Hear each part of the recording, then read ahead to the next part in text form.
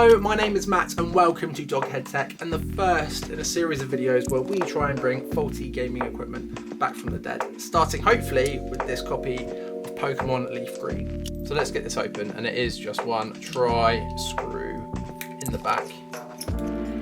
There we have it.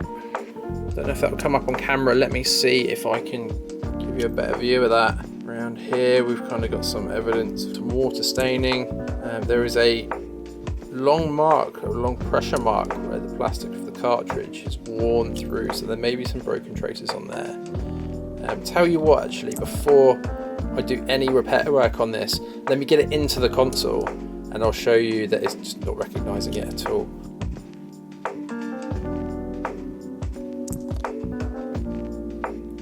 Yeah, nothing.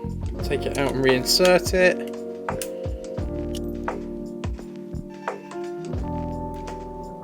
Yeah, and still nothing there.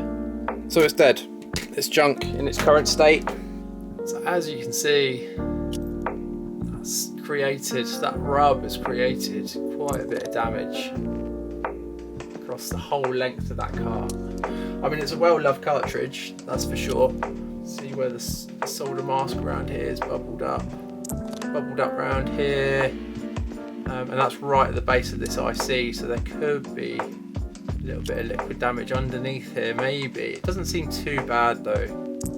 So plan of action, we're going to test some continuity across these traces here, rebuild any traces that need to be rebuilt, test it. If it works, fantastic. If not, second plan of action will be to reflow some of these pins here. You can see there's some oxidization. You can see it just needs a little bit of a clean up as well. It's a bit dirty, it's a bit grubby.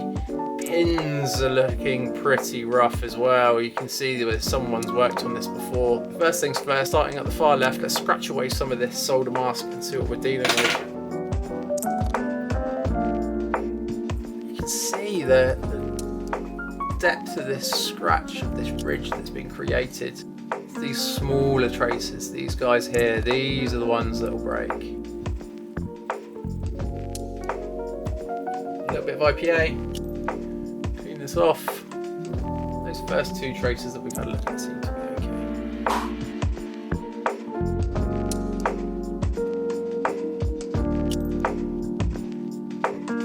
okay. So far I'm not seeing any broken traces, not to the eye anyway.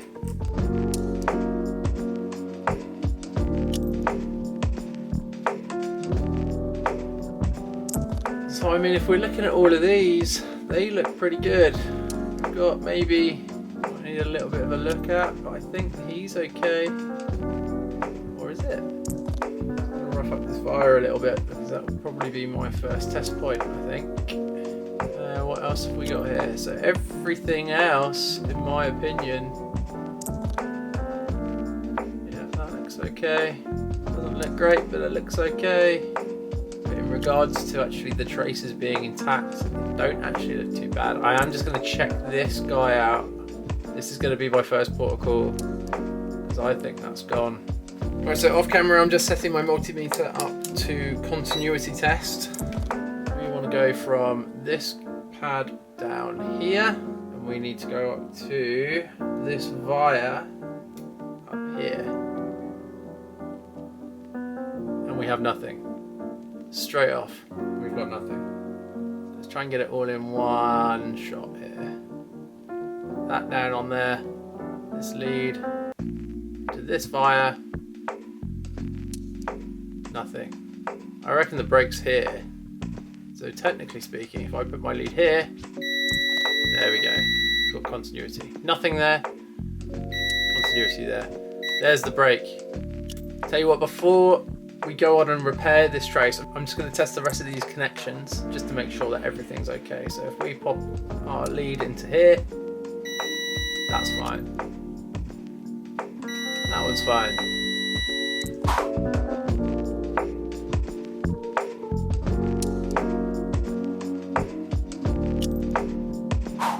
So all the other traces check out. It's just this guy that we need to repair. So what we'll be able to do is insert a small wire into there and actually fill this wire up with solder. We'll then route the wire across where the original traces are, then into this wire, which will then solder down again, creating a good anchor point.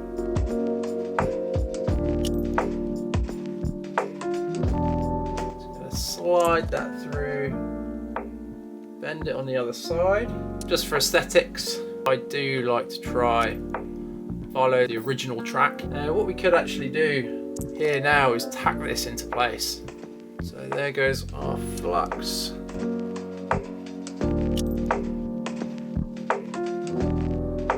There we go, it's filled up quite nicely.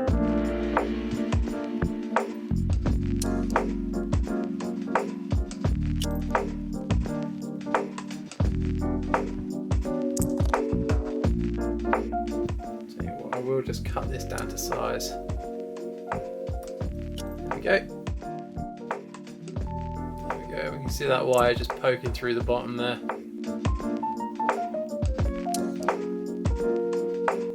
Bend it back on itself. Perfect. There we go. There we go. So now to clean them up. Got a little bit of solder on there, that's a bit frustrating. It won't affect the cartridge in any way. Let's get it back together, let's see if it works. Okay, so I do need to move my mat in order to use my microscope or capture on my microscope at this moment in time. So we are bare desk. Hopefully this could work.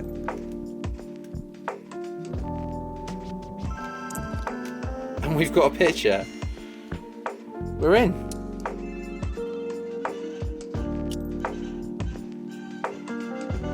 Well, I honestly didn't expect it. Let me turn that down. I didn't expect it to be a simple trace repair to get this going.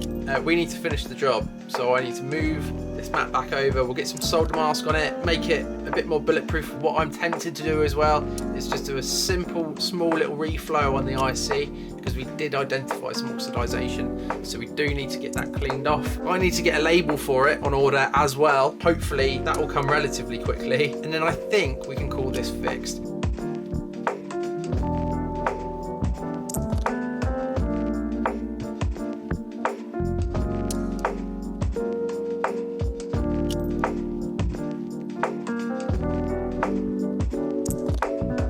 Same on the other side.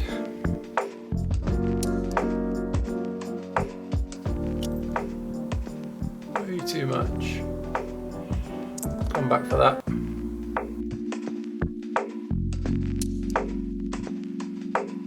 I know I've got nothing on my soldering iron. I'll go and pick up that blob.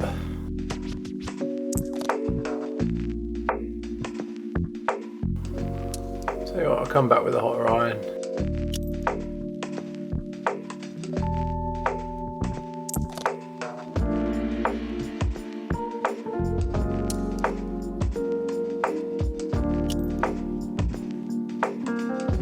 There we go. There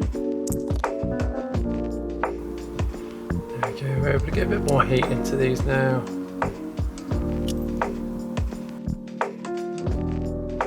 So now we have a IC with nice shiny pins.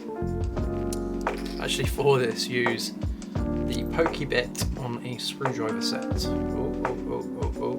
Way too much. Tell you what, let's do it under the mic.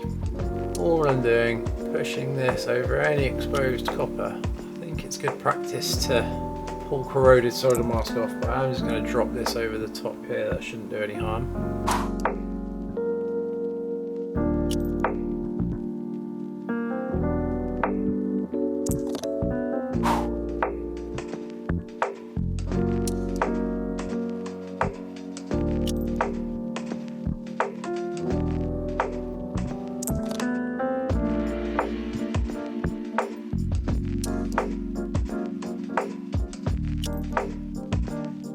That now is set, cured. Just another quick clean, get any remaining flux off. You can see some of that solder mask has come through as well.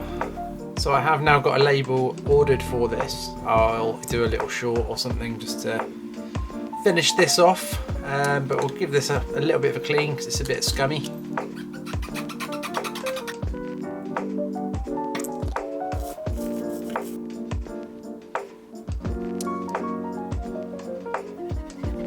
This in.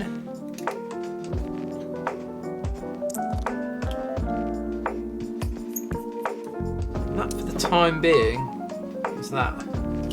We'll will come back to this and I will show applying that label, because I think that's quite possibly the most satisfying part of these fixes. So let's just check if it works. Yeah, there we go. There we go. Thank you very much for watching. If you've liked what you've seen, don't forget to like the video and subscribe. Hopefully this will be the first video in a long run of repair videos that I'm going to be looking to upload in the near future. If you have any problems with cartridges or any retro gaming for that matter, drop a comment below. If I can't get back to you, hopefully someone else will. I want to try and create a community where everyone's kind of helping each other learn, become better at repairing and electronics as a whole.